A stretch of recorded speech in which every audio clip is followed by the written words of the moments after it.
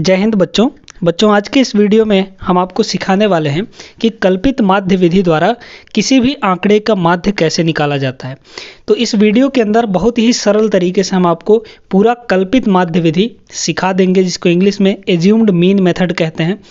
तो अगर ये वीडियो आप पूरा देखते हैं तो आपको फिर कोई भी वीडियो देखने की ज़रूरत नहीं पड़ेगी, क्योंकि बहुत सरल तरीका हम आपको इसमें बताने वाले हैं और इतने अच्छे ढंग से समझाएंगे कि आपको फिर कहीं पढ़ने की ज़रूरत नहीं पड़ेगी। एक बार पूरा वीडियो देखिए और कल्पित माध्य विधि आप अच्छे से सीख जाएंगे। चलिए वीडियो को शुरू करते हैं। वीडियो में आपको अंतिम तक बने रहना है, तभी अच्छे से समझ में आ पाएगा। क्योंकि माध्य निकालने का 3 विधि होता है, एक डायरेक्ट मेथड यानी प्रत्यक्ष विधि, दूसरा कल्पित माध्य विधि और तीसरा होता है पग विचलन विधि। देखिए, जो डायरेक्ट मेथड है यानी प्रत्यक्ष विधि, उसमें तो दिक्कत नहीं जाता है, लेकिन कल्पित माध्य विधि और पग विचलन विधि, इन दोनों में बहुत ज़्यादा दिक्कत जाता है। तो उसी दिक्कत को इस वीडियो के अंदर दूर किया जाएगा और अच्छे तरीके से हम लोग यहाँ पर सारा कुछ समझेंगे। तो चलिए वीडियो को शुरू करते हैं। वीडियो पसंद आएगा तो वीडियो को लाइक ज़रूर करिएगा, ठीक है। चलिए, आप लोगों के लिए इतना मेहनत कर रहे हैं हम, तो एक लाइक तो बनता ही है। चलिए शुरू करते हैं। यहाँ पर जो प्रश्न दिया गया है ये कक्षा 10वीं गणित का है, हमने लिया है सांख्यिकी से। इस प्रश्न में कह रहा है, किसी फैक्ट्री के 50 श्रमिकों की दैनिक मजदूरी के निम्नलिखित बंटन पर विचार कीजिए। ये यहाँ पर दैनिक मजदूरी दी गई है रुपए में, ठीक है। और यहाँ पर देख लीजिए 500 से 520 के बीच, 520 से 540 के बीच है ना, 20-20 का गैप करके दिया है और श्रमिकों की संख्या दी गई है। देखिए, इन डाटा का मतलब ये होता है कि 500 से 520 रुपए पाने वाले कितने श्रमिक हैं? 12 श्रमिक हैं। इसका मतलब ये है, समझ में आया ना। इसी तरीके से 520 से 540 रुपए पाने वाले कितने श्रमिक हैं, कितने मजदूर हैं? 14 मजदूर हैं। इसका मीनिंग ये होता है, समझ में आ गया।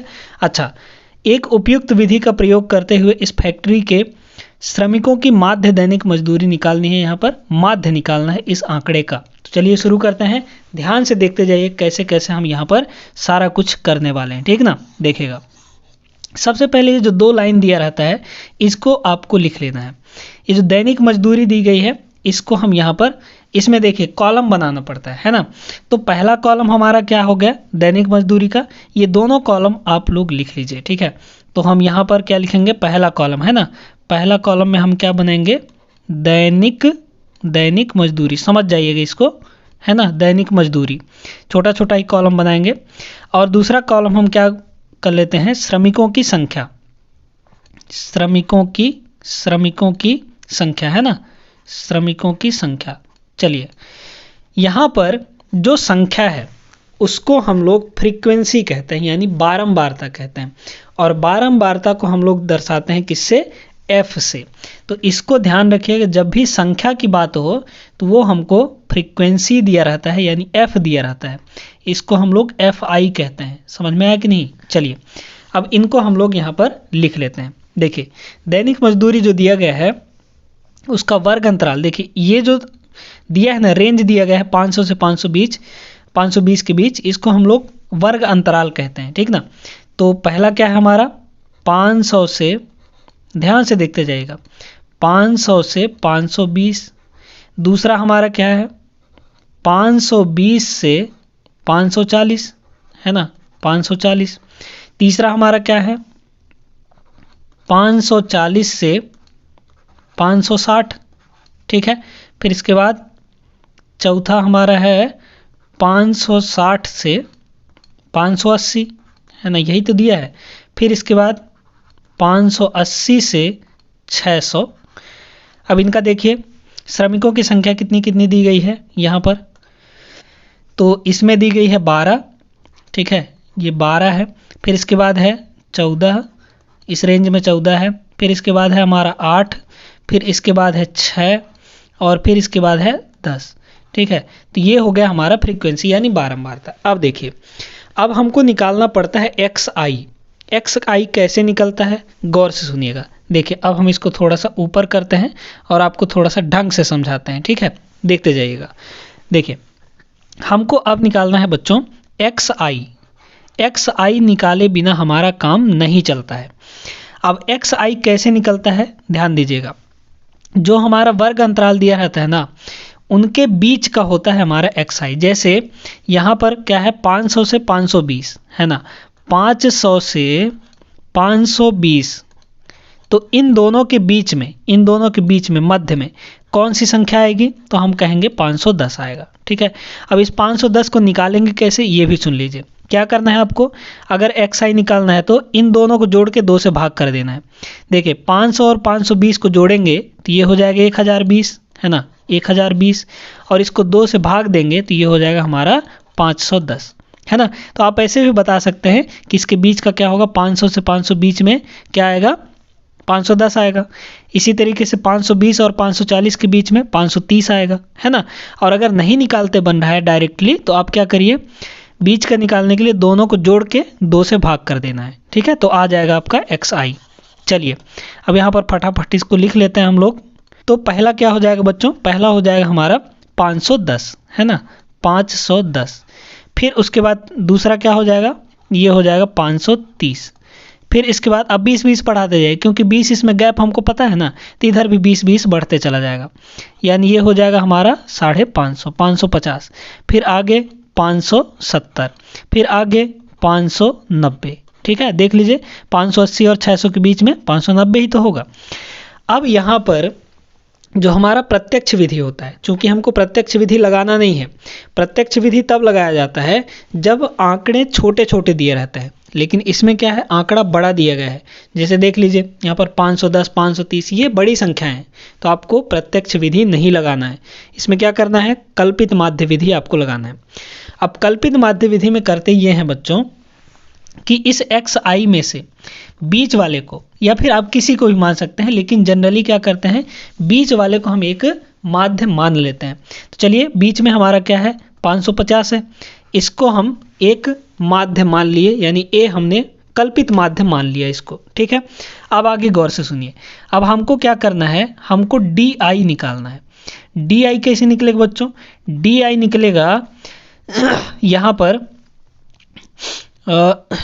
xi में से a को घटाकर, है ना, xi में से a को घटाकर हमारा d निकल जाएगा। अब देखिए कैसे निकालेंगे। देखिए आपको क्या करना है, इस 510 हर एक में से इस 550 को घटाते जाना है ना, क्योंकि हमने इसको 550 को क्या माना है, अपना कल्पित माध्य माना है। ठीक है, इस 550 को, तो सभी में से 550 को घटाते चले जाएंगे। तो देख लीजिए 510 में से 550 को घटाएंगे तो ये कितना आ जाएगा, -40 है ना भाई। 510 में से 550 घटाइए, 510 में से 550 हम घटाएंगे जब, तो चूंकि माइनस वाला बड़ा है तो माइनस लगेगा, और 550 में से 510 घटाएंगे तो ये आ जाएगा 40, तो ये हो गया -40। ठीक है, अब आगे सुनिए, देखिएगा 530 में से 550, हर एक में से इसी 550 को घटाना है ना। तो 530 में से 550 घटाएंगे तो ये आ जाएगा 20 माइनस का। 550 में से 550 को ही घटाना है तो 0 आ जाएगा। फिर इसके बाद 570 में से 550 तो ये हो जाएगा प्लस का 20। फिर इसके बाद 590 में से 550 तो ये हो जाएगा प्लस का 40। अब अगला काम क्या करना है आपको कि यहाँ पर fi और di, जो ये वाला कॉलम है और ये वाला कॉलम, इन दोनों का गुणा करना है। यानी हम यहाँ पर लिखेंगे fi और di। ये हम कल्पित माध्य विधि बता रहे हैं। कल्पित माध्य विधि में इतने कॉलम ही रहते हैं, उसके बाद जो हमारा पग विचलन विधि होता है उसमें 1-2 कॉलम और बढ़ जाते हैं आगे, लेकिन करना काम यही होता है। ठीक है, चलिए देखिएगा यहाँ पर अब हम लोग गुणा करते हैं। ठीक है, 12 में 40 का गुणा करेंगे तो 12 चौको कितना हो जाएगा, 12 चौक 48 यानी 480, लेकिन माइनस में लगेगा। ठीक ना, क्योंकि यहाँ पर क्या है, माइनस में है, तो 12 चौक 48 माइनस 480 हो गया। फिर 14 दूना 28 यानी माइनस का 280 हो जाएगा यहाँ पर। फिर इसके बाद 8 शून्यम शून्य, ये तो 0 ही रहेगा। 6 और 20, 6 दूना 12 यानी 120 हो जाएगा, प्लस का 120। फिर 10 और 40 गुणा करेंगे तो कितना आ जाएगा, 400 आ जाएगा। ठीक है, आपको क्या करना है, fi और di इन दोनों कॉलम्स को मल्टीप्लाई कर करके लिख देना है। अगला काम क्या है, कुछ नहीं करना है आपको, देख लीजिए इन सभी को ऐड कर दीजिए तो कितना हो जाएगा। यहाँ से हमारा सिग्मा fi निकलता है। सिग्मा का मतलब होता है समेशन यानी जोड़। ठीक है। तो सिग्मा एफ आई निकाल लीजिए बच्चों। देखिए इन सभी को जोड़ेंगे तो कितना हो जाएगा आपका यहाँ पर 14 और 6 20 हो गया, 20 10 30 हो गया, 30 और 12 42 हो गया, है ना, 42 और 8 50 हो गया, यानी टोटल इसका कितना आ गया, जोड़ने पर 50 आ गया। अब इन सभी का टोटल करिए। देखिए हमको क्या करना है, प्लस प्लस वालों को जोड़ लेना है और माइनस माइनस वालों को जोड़ लेना है। यहाँ से हमारा आएगा सिग्मा एफ आई डी आई, ठीक है, सिग्मा एफ आई डी आई, यानी एफ आई डी आई का टोटल आ जाएगा यहाँ से। तो कर दीजिए इन सभी का टोटल। देखिए पहले हम प्लस प्लस वालों को जोड़ेंगे तो 400 और 120 कितना हो जाएगा, ये हो जाएगा 520, और माइनस माइनस वालों को जोड़ेंगे तो कितना हो जाएगा, देखिए 0 0 0 ये 0 हो गया, 8 और 8 कितना हो जाएगा 6, मतलब 16 का 6 हासिल 1, 4 2 6 1 7, यानी 760, लेकिन माइनस। घटा दीजिए इसको, बड़ा वाला माइनस में है तो हम यहाँ पर माइनस लगाएंगे, फिर इसमें से इसको घटाएंगे तो 0 में से 0 गया 0, 6 में से 2 गया 4, और 7 में से 5 गया, ये हमारा 2 आ जाएगा, यानी माइनस 240 आ गया। ठीक है, एफ आई डी आई कितना आ गया, माइनस 240। अब मेन काम सुनिए, अब आपको फॉर्मूला लगाना है।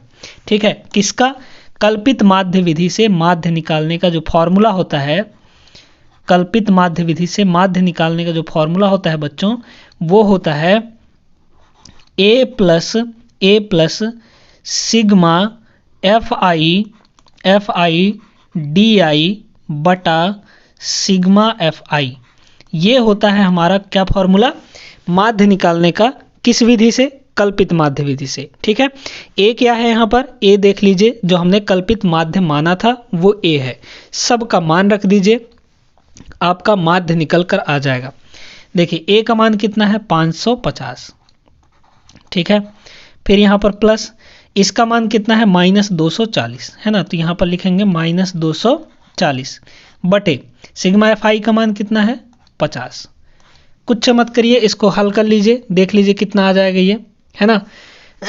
देखिएगा यहाँ पर ये तो हुआ हमारा 550, है ना, प्लस और माइनस का मल्टीप्लाई होती हो जाएगा माइनस, 0 से 0 कट जाएगा, ये 24/5 हो गया, 24/5, है ना। अब क्या करना है, इसको 24 को 5 से भाग दे दीजिए, तो ये कितना हो जाएगा, 550 माइनस 24 को 5 से भाग देंगे तो 5 चौको 20, है ना, बचा हासिल 4, शेष 4 बचा, दशमलव लगाएंगे 40 हो जाएगा, 5 अट्ठे 40, यानी 4.8 आ जाएगा।